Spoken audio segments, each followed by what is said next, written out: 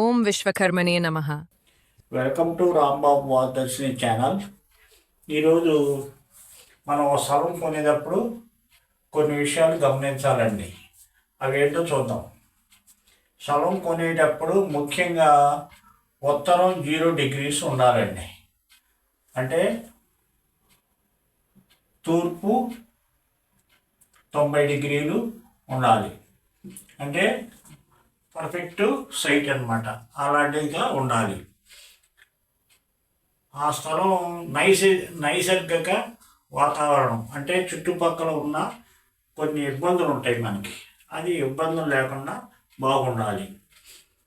దక్షిణ పశ్చిమాల్లో గోతులు, గుంటలు, కాలువలు ఉండరాదు. ఈ నైసర్గిక వాతావరణం అంటే దక్షిణం పక్క అంటే పశ్చిమాల్లో గోతులు, గుంటలు, కాలువలు ఉండరాదు. ఉత్తరంలో, తూర్పులో ఎత్తుగా ఉండరాదు. ఉత్తరం తూర్పు దిక్కుల్లో ఎత్తుగా ఉండకూడదు.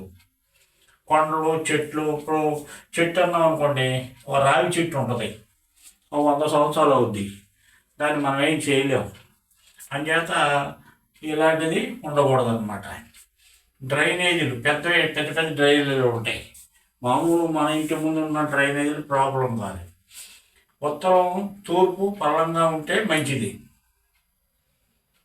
ఈ మెరకలు ఉండకూడదు. పల్లంగా ఉంటే అది న్యాచురల్ సైట్ అన్నమాట.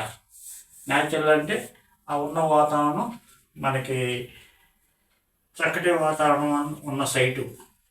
అలా బరువు లేకుండా ఉండి పల్లంగా ఉంటే న్యాచురల్ సైట్ అన్నమాట అది. పక్కింటి వారి సెప్టిక్ ట్యాంకులు, నూతులు, గోతులు వగైరా మన ఫ్లాట్కి విరుద్ధంగా ఉండకూడదు.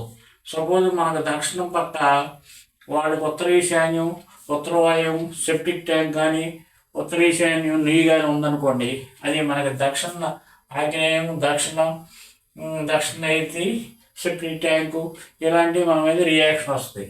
ఒకవేళ అలా ఉంటే వెంటనే కాంపౌండ్ కట్టుకొని కాంపౌండ్ తర్వాత గృహం మనం ప్రారంభించాలి, గృహ నిర్మాణం మొదలు పెట్టాలి మనం.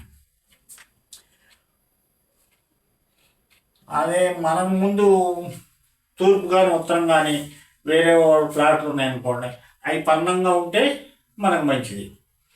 దక్షిణం పడమర పల్లంగా ఉండకూడదు, మెరక ఉండొచ్చు. అలాగే మనకు ఉత్తరం పక్క, తూర్పు పక్క బరువులు, చెట్లు, కొండలు ఉండకూడదు. పక్క ఆ రెండు పక్క కనుక పల్లమైన స్థలాలు ఉంటే మంచిదండి. తూర్పు, పడమర, దక్షిణం, ఉత్తరం నడకలు సాగాలి. తూర్పు నుంచి బయటికి వెళ్ళాలి మన సైడ్ నుంచి.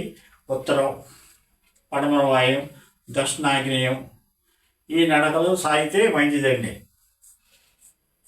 అలా సాగితే మంచిది. అలాంటి స్థలాలు మనం కొనుక్కుంటే బాగుంటుందండి. ఈ విషయాలు మనం గ్రహించాలండి. గతంలో కొన్ని చెప్తున్నాను, మళ్ళీ ఇంకేమన్నా నాకు ఐడియా వస్తే మళ్ళీ కొన్ని చెప్తానండి. నమస్కారం అండి. Thanks for watching. Like, subscribe, click the bell icon.